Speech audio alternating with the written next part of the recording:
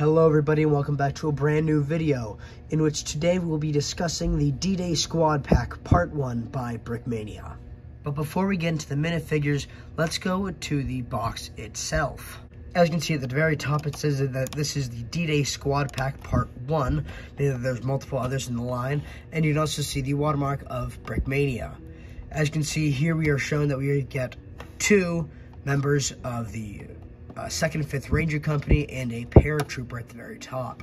In the background, we have a map of the Normandy coastline, and that continues on to another copy of it on the back, in which we then see more information talking about what type of guarantees we get if we have any missing parts or any broken parts, along with the notification that this is not a Lego product. Also in the back, we have this compartment space where the minifigures come in with these small little plastic bags where they come into the larger part. To access the minifigures, you simply have to open up at the very top, in which you get your plastic bags and the little compartment in the back.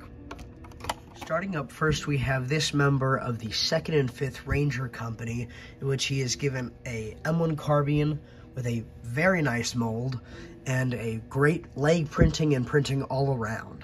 On his back of his helmet, you can see that he is part of the 2nd Ranger Company, and you can also see his canteen, medical pouches, and his shovel and more equipment on his back. You can also see the back part of the leg printing, in which it shows his gaiters and his boots. His leg printing continues around the sides, even more detail showing his gaiters. Though, let's talk about his rifle for a second. The M1 carbine is, even though it is a very good mold and looks great, the barrel fell off of mine, in which I had to reapply it with some super glue. So be very careful with your guns because they can and will break. As for the face printing though, it looks very good and very detailed. Just like everything else with this minifigure, it is detailed to the teeth.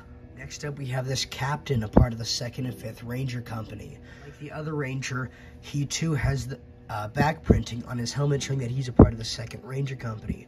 You can also see a bayonet and his canteen along with the rest of his web gear.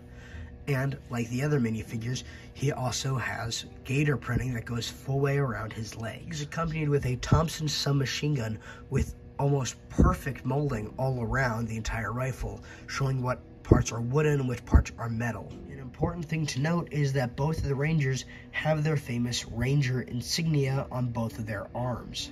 And of course, but certainly not least, we have our airborne paratrooper.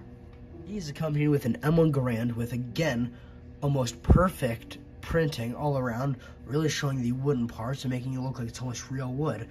And also, another thing to note is that his helmet has printing or some sort of extra part to it that makes it look like there's an actual net on it, and you can even feel it. Like the Rangers, he too has arm printing, showing that he's a part of the Screaming Eagles Airborne Company.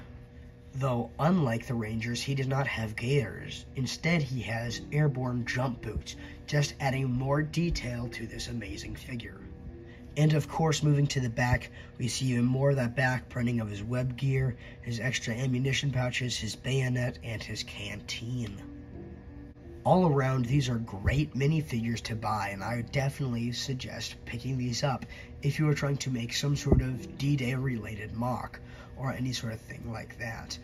And if you really like this video, please let me know down in the comments down below if you want to see more LEGO reviews like this.